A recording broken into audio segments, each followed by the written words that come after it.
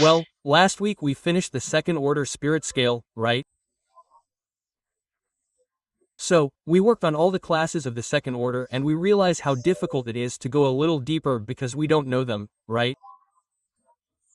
So, we can cover a lot of things from the third to the third order. We're a little apprehensive about the second, right? But I wanted to just give us some context. We're on the spirit scale. We worked on the second order last week, good spirits.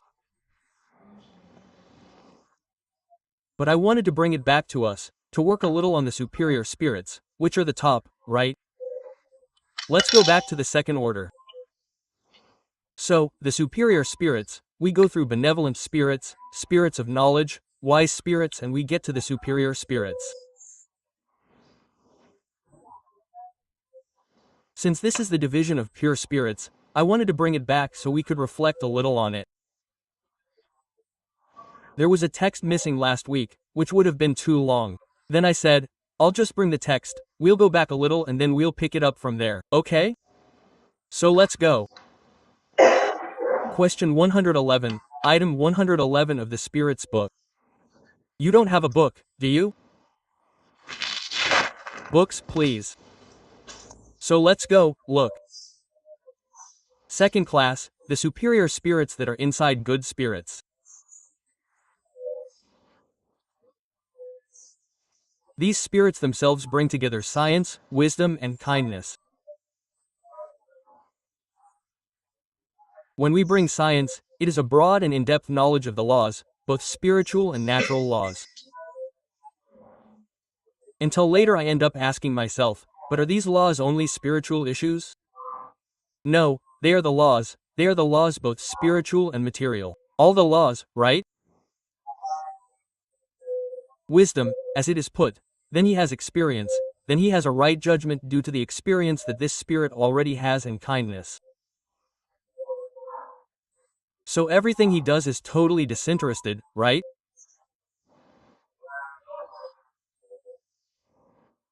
The language they use only exudes benevolence, it is invariably dignified, elevated and often sublime.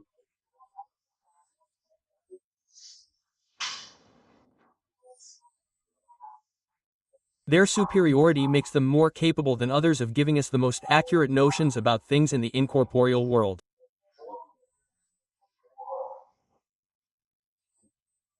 These spirits have more knowledge, so they can give us more accurate information about the spiritual world. Spirits of the second order can give more precise information, even than those below them in the second order. They have already reached the top of this order, right? Within the limits of what man is allowed to know. So they have a lot of knowledge, but they cannot give us all the knowledge because we are not yet able to assimilate it. So they give it to us according to our capacity to assimilate all of this. Everything okay so far? Okay.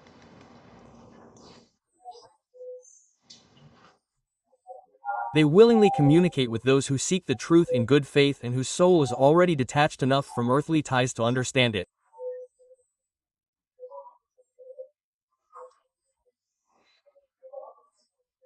So, they can communicate with us of the third order, they can, as long as we are very disinterested and, right, with worldly things and seeking to know the truth, okay?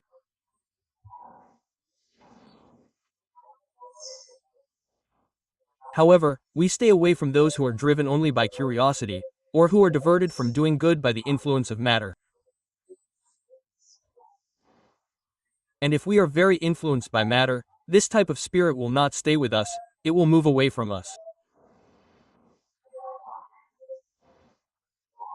When, by exception, they incarnate on earth, it is to fulfill a mission of progress and then offer us the type of perfection that humanity can aspire to in this world.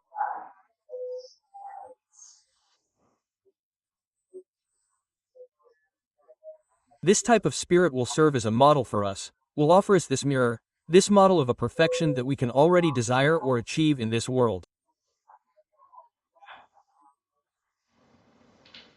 We saw how difficult it is. We worked on the third order, we did not find ourselves in the second order, and so we kept walking until we reached the top of the second order.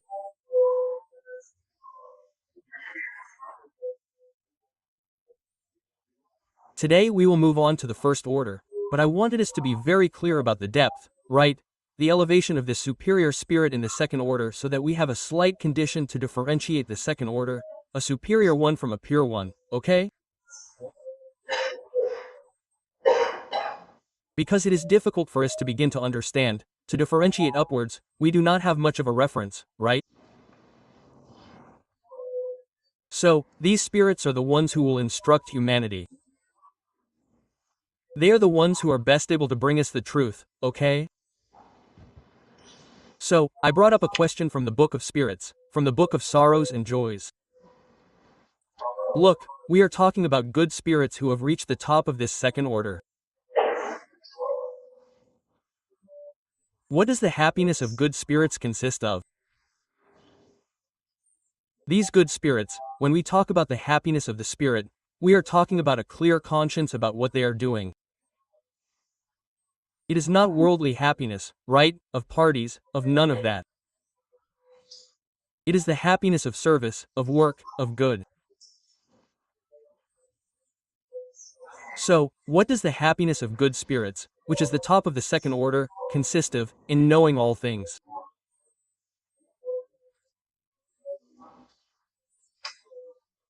In other words, they have broad knowledge, right, in not feeling hatred, nor jealousy, nor envy, nor ambition, nor any of the passions that cause the misfortune of men. So he is saying that his happiness is precisely because he does not have any of that. Any spirit that has this condition that he mentions here, in what order is it? Any spirit that is still attached to hatred, jealousy, envy, ambition, passions, vices, what order is it in? Third order here. Right here, right? See how it is? It makes you think you are third order. It's easy, right? The love that these spirits have, right? The love that unites them is a source of supreme happiness. So, between these superior spirits, there is a bond of love that gives them happiness. This is where we begin to understand what true love is. It is linked to work, to material detachment, to all of this, right? It is not the vulgar or banal love that we still practice here, right? So, the simple fact of this bond of love that exists between them already gives them joy. They do not experience the needs, nor the suffering, nor the anguish of material life. They are happy for the good they do. However, the happiness of the spirits is proportional to the elevation of each one. So, they do not have any kind of suffering. We are talking about disembodied spirits. What is the condition of these spirits? Do they suffer? No, because they already understand everything that happens as a test, as an opportunity for growth, right? So, they have no anguish and they are happy because they do good. Their happiness is because they are always trying to do good. However, the happiness of spirits is proportional to the elevation of each one. Because even when we look at the scale, in the second order, in the scales of the second order, there we already begin to experience this happiness, because everyone is trying to do good. So, Kardec is receiving the spirits here. Look, but each one understands this happiness to a different degree, because each one is more or less evolved within that order there. The most evolved ones experience this happiness more.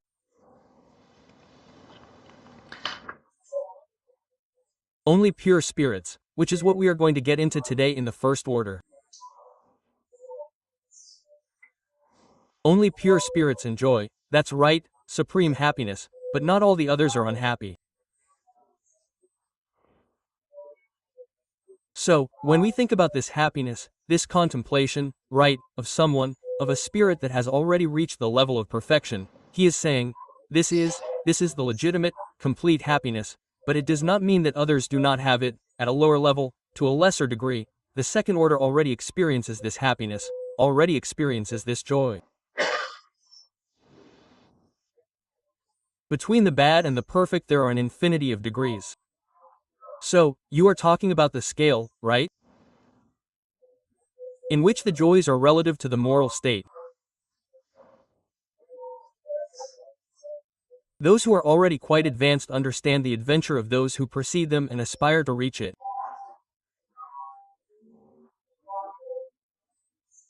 So, those who are already in a position, the good spirits, to look above those who have already advanced more, they are happy for the other and wish to be in the same condition as the other. Here, what do? We want to bring the other, who is better off, down. There, they look, are happy for those who are above and wish to also reach the same evolution that they are.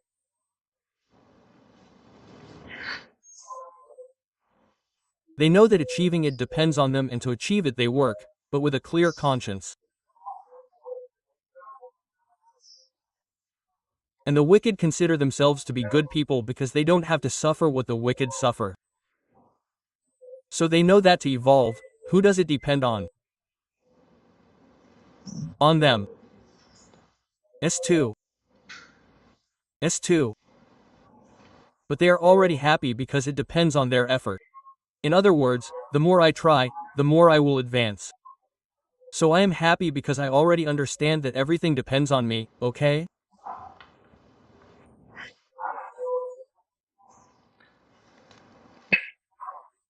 So, I brought to us, in the Gospel, in chapter 17, there is a chapter called, Be Perfect, Good Man, where Kardec will list, I will bring all of them, so as not to spoil the surprise at the end, all the characteristics necessary for a good man, that is, a man who is already in the second class, has already reached there, is already trying to reach the top, as a superior spirit.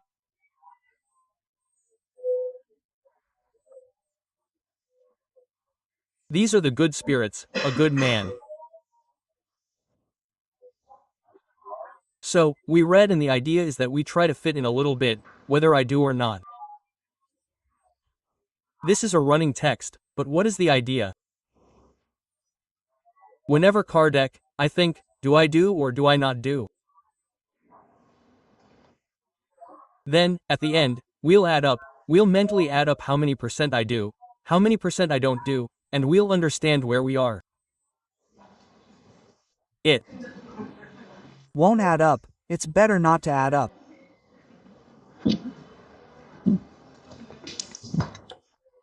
Think of a little piece of paper with a column, right? Yes or no. You'll mark yes or no. So, let's go, look.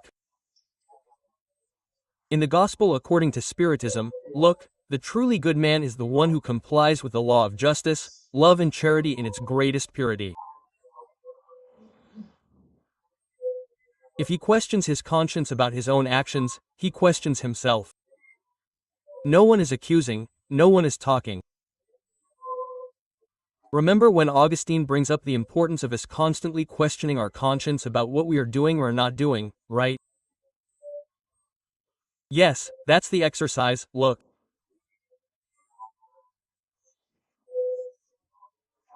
If he questions his conscience about his own actions, he will ask himself if he has violated this law, if he has not done evil, if he has done all the good he could, if he has voluntarily disregarded any opportunity to be useful, if no one has any complaints about him, in short, if he has done to others everything he would have wanted done to him.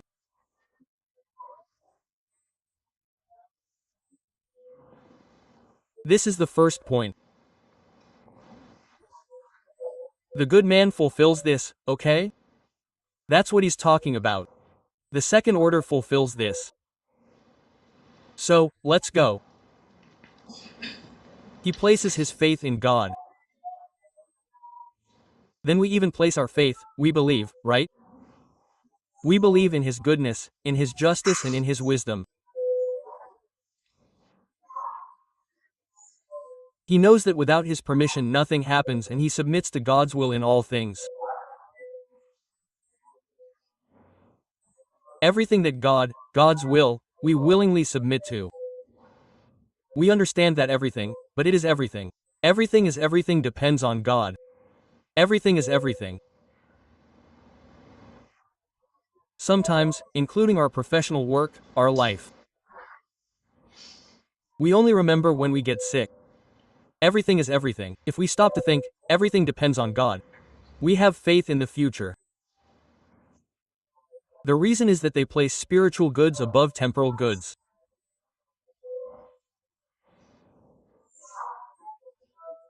They know that all the vicissitudes of life, all the pain, all the disappointments are tests or expiations, and they accept them without complaining.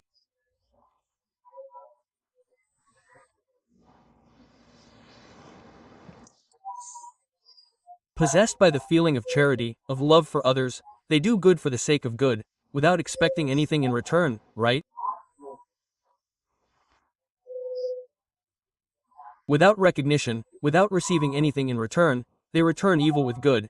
They defend the weak against the strong and always sacrifice their interests to divine justice. So I leave my interest, whatever divine justice wants, I go with good grace. They find satisfaction in the benefits they spread, in the services they provide, in doing good for others, in the tears they dry. Then we think, what tears, right, people? They dry in the consolations they lavish on the afflicted.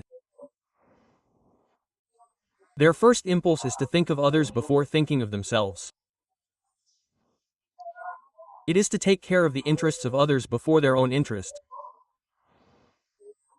The selfish, on the other hand, calculates the benefits and losses resulting from every generous action.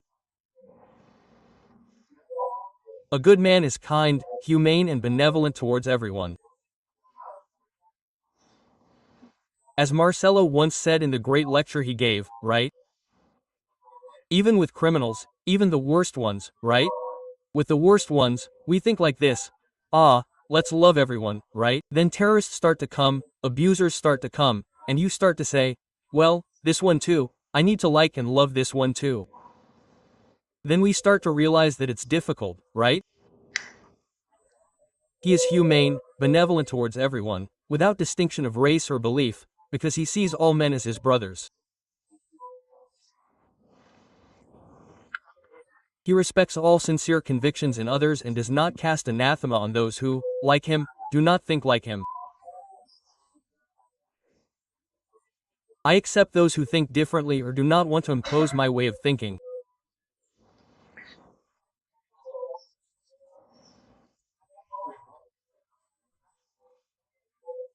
In all circumstances, he takes charity as his guide, knowing that he who harms another with malicious words, who wounds someone's susceptibility with his pride and contempt, who does not shy away from the idea of causing suffering or annoyance, even if slight, when he can avoid it, fails in his duty to love his neighbor and does not deserve it.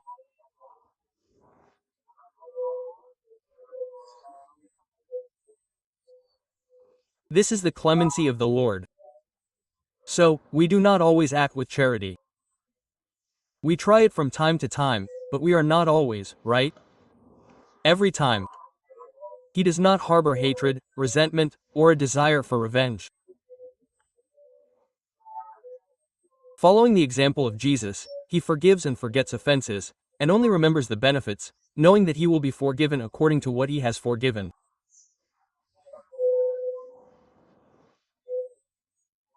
He is indulgent toward the weaknesses of others, because he knows that he also needs indulgence and keeps this sentence of Christ in mind.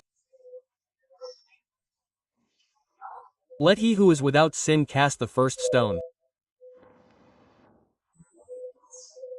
He never takes pleasure in searching for, in looking for, the defects of others, nor even in highlighting them. If you are forced to do so, always look for the good that can mitigate the evil. Study your weaknesses. You're getting tired, aren't you? Did you mark any like that in the colony? No, right? None, none. That's the pain. Study your own imperfections and work incessantly to combat them. Every effort is made to say the next day that you have something better in you than the day before. Do not try to give value to your spirit or your talents at the expense of others. Take advantage of the opportunity, every opportunity, to highlight what is beneficial to others.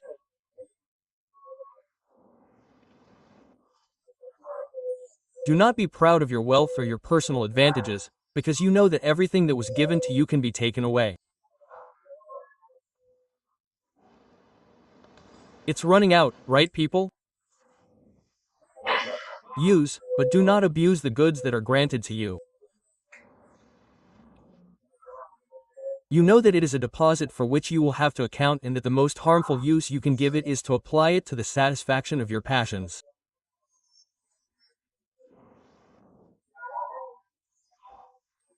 If the social order has placed other men under your command, treat them with kindness and benevolence, because they are your equals before God.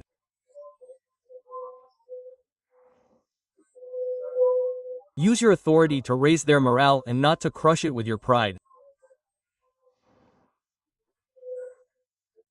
Avoid anything that might make their subordinate position more difficult. So, if we have collaborators, let us take advantage of this opportunity to assist them, to help them, right? If we are in the opposite condition, which is what you will put us in, the subordinate for his part understands the duties of the position he occupies and strives to fulfill them conscientiously. So, it is one helping the other, regardless of the position he is in, right? Okay?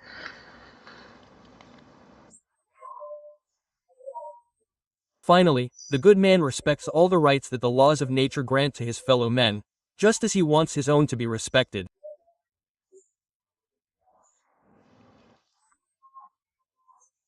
This does not list all the qualities that distinguish the good man. But he who strives to possess those that we have just mentioned on the path believes that he will lead to all the others.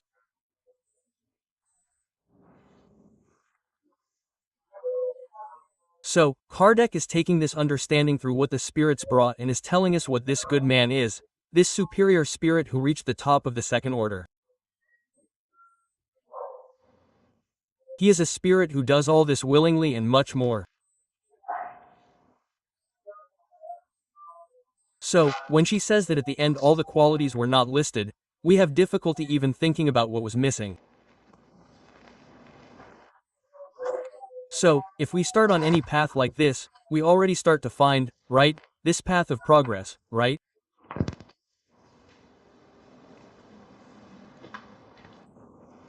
This is second order. We entered the first order. Let's agree that I wouldn't put second and third order if it was, I forgot an item, let's put one more item here because I forgot the second order. Kardec would go back and add it, right? So there is a difference there. Because it could be that we are looking at that list that Kardec put in from the second order and we are trying to find Jesus there and it is not.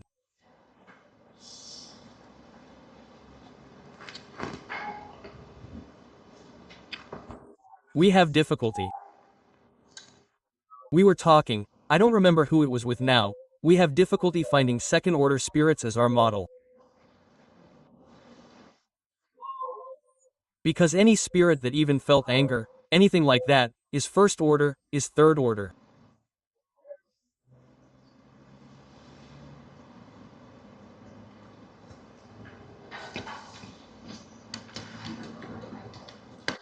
So, first order are the pure spirits, which bring a unique class. We had several other classes. Those who reach the first order are a unique class, because from there is some classification. There, they have already reached the purity they needed to have as a spiritual being. They are always developing, they don't stop, right? But then you no longer need a step to reach a certain condition. You have already reached the limit and develop other characteristics there, right? Incarnate. Incarnate. You can incarnate. We will talk about that. Incarnate. No, you can incarnate for a mission. Do you understand? Then you can. Jesus. Yeah, let's walk there, then we will go. Let's go slowly. So, what is the general characteristic of a spirit of the first order, of a pure spirit? No influence of matter, none is null. It's not that it is not a scale, so it is not a ladder. When we were in the third order, matter predominates.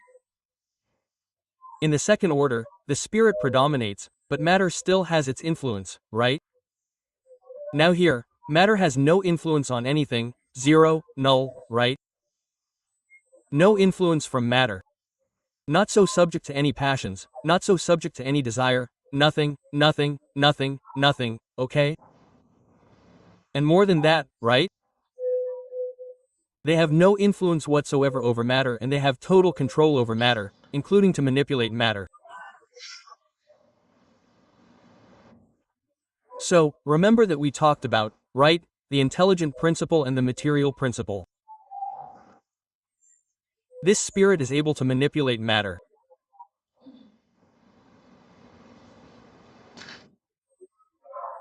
Intellectual superiority, right, in knowledge, in wisdom, right, absolute intellectual and moral superiority. So, the whole moral issue is complete. There is nothing more to develop regarding morality. They are absolute intellectual and moral superiority in relation to the spirits of the other orders. Of course, it is superior to all the other orders, right? So let's go, look.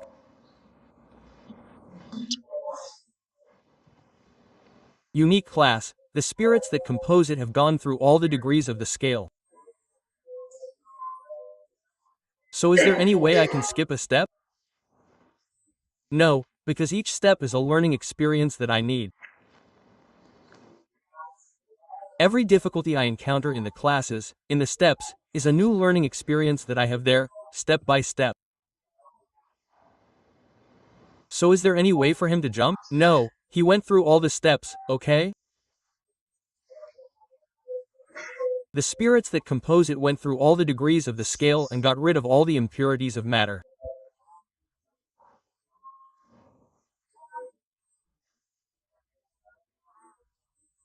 When the spirit is created there simple and ignorant, and starts without knowledge and begins his experience between incarnations, through the choices he makes, he accumulates some things by adjusting the mistakes he makes.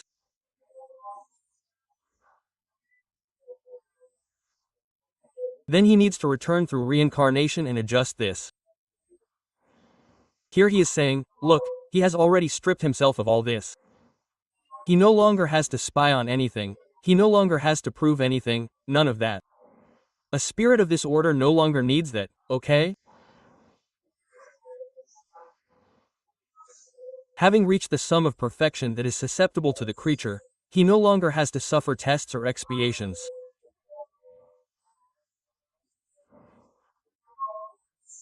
So, I like the term sum because in every incarnation of ours we add something. So this spirit is someone who has accomplished a lot, lived much longer, is living much longer than us, but has accomplished a lot of positive things and has been letting go, making amends for past mistakes. So here he needs to spy, we say, he needs to spy on something, some evil he did, some mistake, no. He needs to prove that he can really be humble in the condition he is in. No, he needs a test in the flesh to prove that he loves. No, he doesn't need to, right? So there is nothing more to prove or spy on. No longer subject to reincarnation in perishable bodies, they are no longer subject, they don't need to, right? They achieve eternal life in the bosom of God. What is the bosom of God? In the past, what was thought to be the bosom of God? It is heaven, right? It is those elevated creatures that God created, right? More perfect than men and who stay there playing the harps. The bosom of God is that spirit that is in total communion with God, totally at the service of God, right? Okay? Okay then.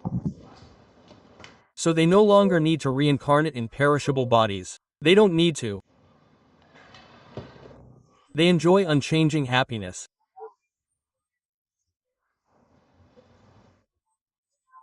Their happiness is constant because they are always doing good, and it is good that makes them happy. So this happiness is constant because they are not subject to the needs or vicissitudes of life.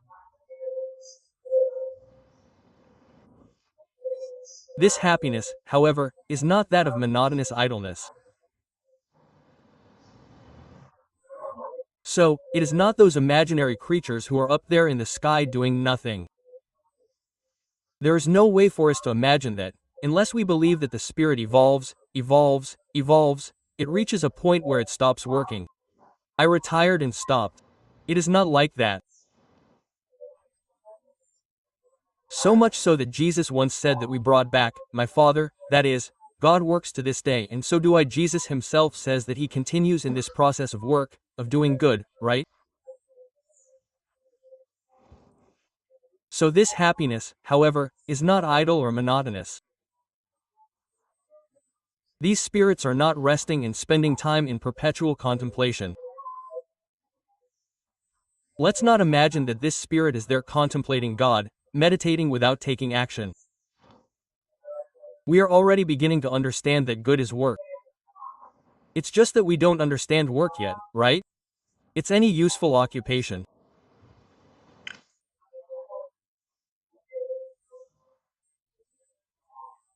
Now, let's bring it up. Look, they are the messengers and ministers of God, whose orders they carry out to maintain universal harmony.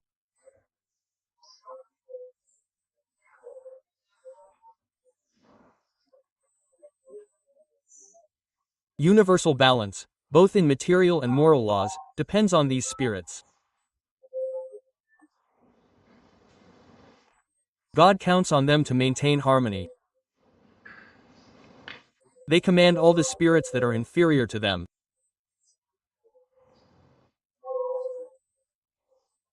They help them in the work of their improvement and assign them their missions.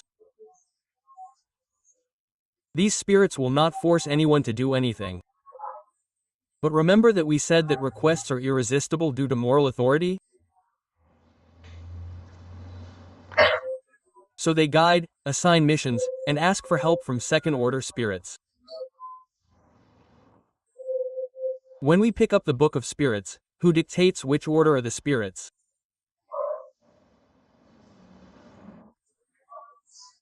Second-order superiors, coordinated by a first-order spirit.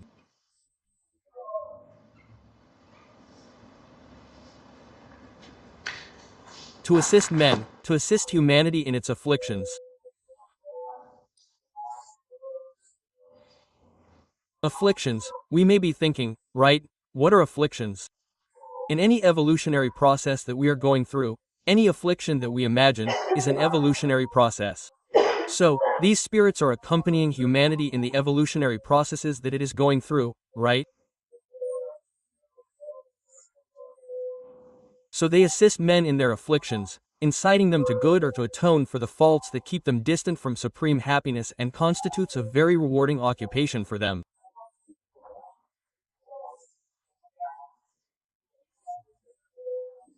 So, this mission of assisting humanity, of helping humanity to progress, of understanding that the difficulties that we are going through are part of our progress, this brings them great or grateful happiness.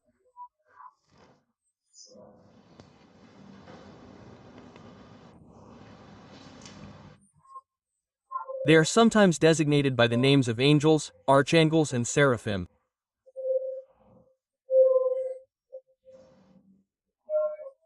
So, when we look at the religious traditions of the past, the pure spirits can be confused with the angels, but not in that state of doing nothing, of being the direct minister of God, with one difference.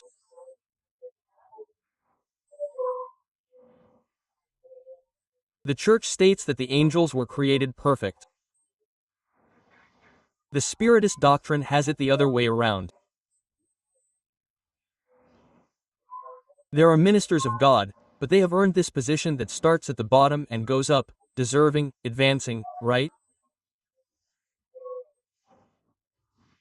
So there is a difference in this perspective, right?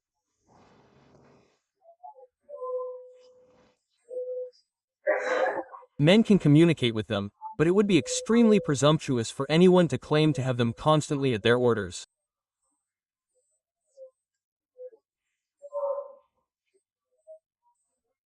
Can men of the first, third, or second order communicate with these spirits? They can, but not constantly. What is the higher purpose? So, let's think about Kardec. Kardec had a higher purpose, so for that reason, he had access to this spirit. But if we look at posthumous works, for example, Kardec will say, when he asks, "May I know your name?" And he says, "Oh, so you can call me the truth." And then he says, "Look, once a month I'll be available to you for 15 minutes or 1/4 hour." So imagine, we're thinking that, right? So imagine Kardec having to work to know what to ask because there was so little time, because there's no way he'd be willing to think that he's a spirit that, right, of the size that he is, taking care of himself, right? Okay? And then I made a little table for us, look, so we can differentiate a little. So, let's go, look. The spirits, let's start with the influence of matter. Pure spirits, no influence of matter. Good spirits have little influence of matter. And third order spirits, the imperfect ones, have a lot of influence of matter. So we realize that it's the scale, right? That's really it. As for tests and expiations, first order spirits no longer need tests or expiations. Second order spirits still need to go through tests, because they are learning and they need to prove to what level they are. They are, right? And those of the third order go through tests and atonement all the time. We make mistakes. We need to go back, adjust, balance. We make mistakes again, right? As for the happiness of the first order, full and unchangeable, constant, the second order, is relative, but it is stable. In other words, it is relative to the position it is in, but it already experiences this happiness. And those of the third order are unstable, subject to our passions. So, it is totally unstable, right? Our happiness is at another point, right? Right? We are seeking worldly happiness. Spiritual condition. The first order already seeks moral perfection and total, complete intellectual perfection. The second order brings the desire for good and growing morality. So, the desire for good is already constant and morality grows, right? And the third order still brings selfishness, pride, and all types of moral vices.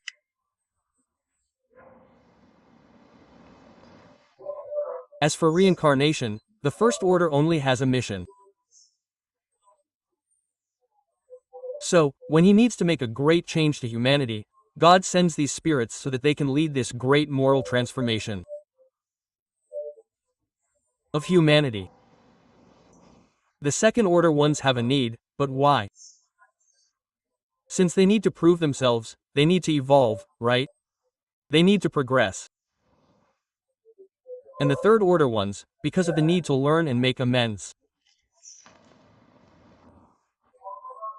And as for the mission, the first order ones are the ministers and executors of the divine will. The second order ones help to assist the progress of the others. So, remember that they are also happy to assist the less evolved ones?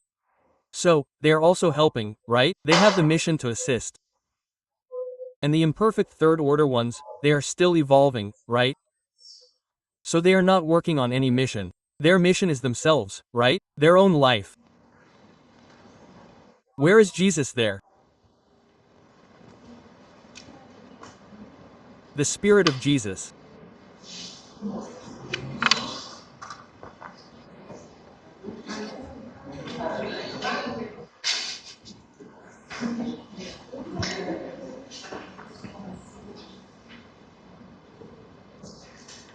Jesus is not there, right? So let's go. I brought from the Spiritist magazine a message that Quarter brings there, but it is a longer message.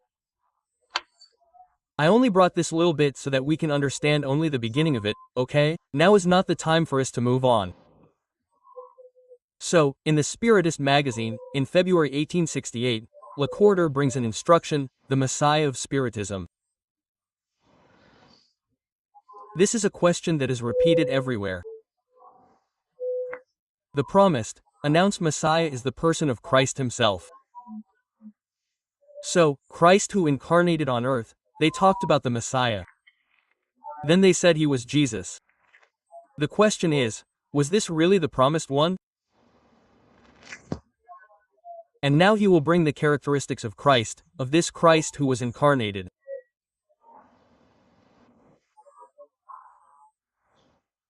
Alongside God are numerous spirits who reach the top of the scale of pure spirits.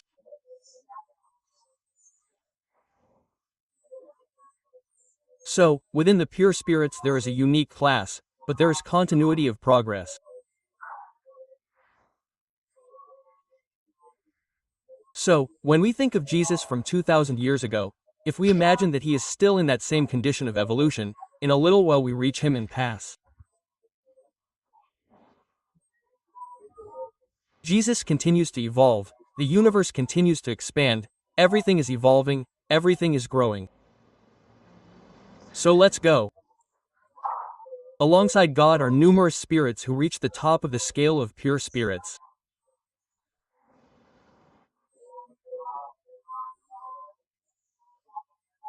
The pure are the highest in the order of creation, but therein their Christ is one of the highest, he is at the top, who deserve to be initiated into his designs to direct the execution, to put into practice what God needs.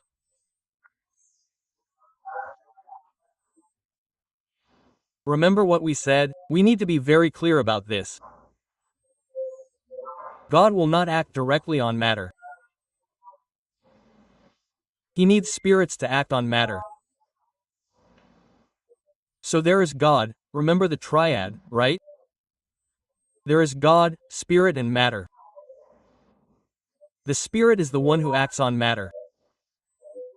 So, God needs these spirits to act on matter. God is an intelligence. God is not a spirit, because if he creates the spirit, there is no way he can be the spirit, who deserves to be initiated into his designs to direct the execution. So, these spirits are directing what God plans. God chose among them his superior envoys, plural. His superior envoys, in charge of special missions. So, from time to time, God chooses his ministers there who are more developed there within a certain activity and sends them to incarnate in worlds like Earth, like other inhabited worlds.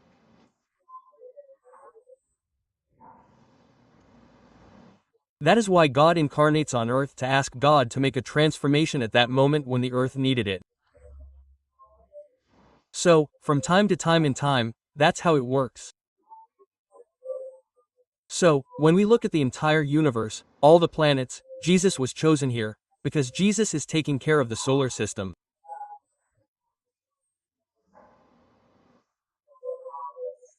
So, in the change on planet Earth, God chooses the one most prepared for Earth.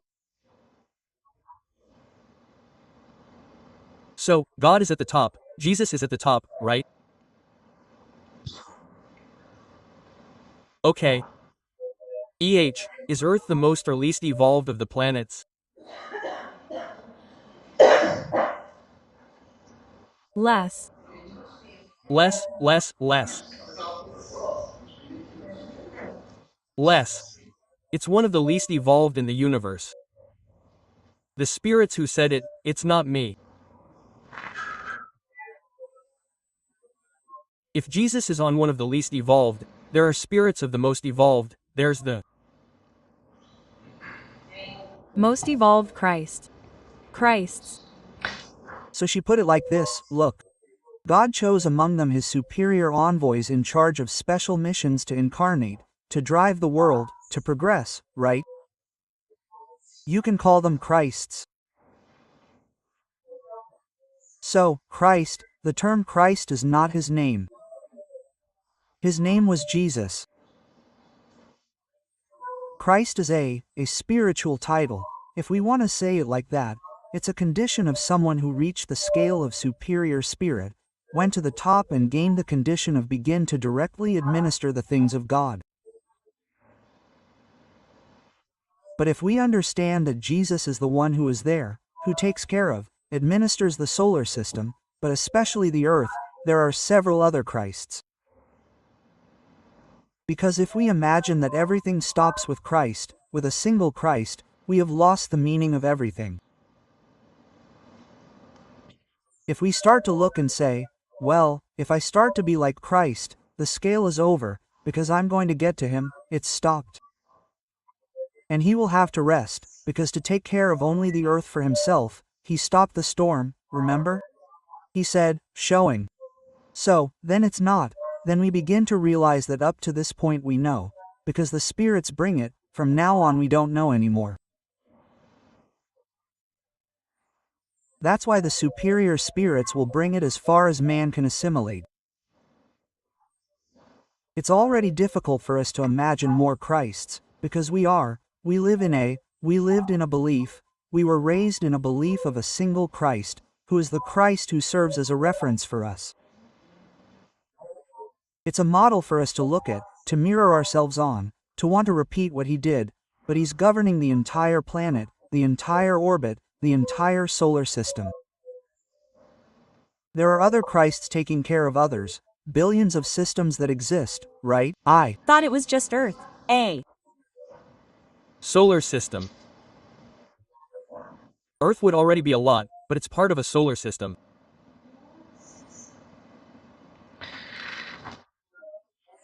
So we realize that this part of the pure spirits goes far beyond what we can imagine. It's not just a small step. So we realize that the explanation that the spirits bring is even shorter, because there's no way we can advance much further in this. We can only understand the dimension of a spirit like that and how far back we are, way back. So that's why the doctrine's view is what? To know ourselves. The spiritist scale, it comes like a bucket of water on us. This is the reality. For us to understand that we really are still very, very far down. We need to evolve a lot, but it only depends on us. All natural law, all divine law is already established. The steps for us to evolve are all set. The spirits have already given the coordinates, they have already explained what we have to do.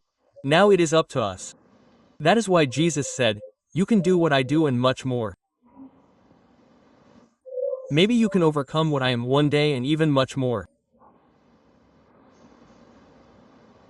Okay?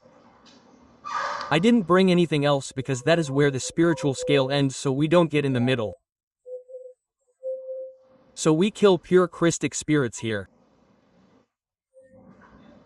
Any questions?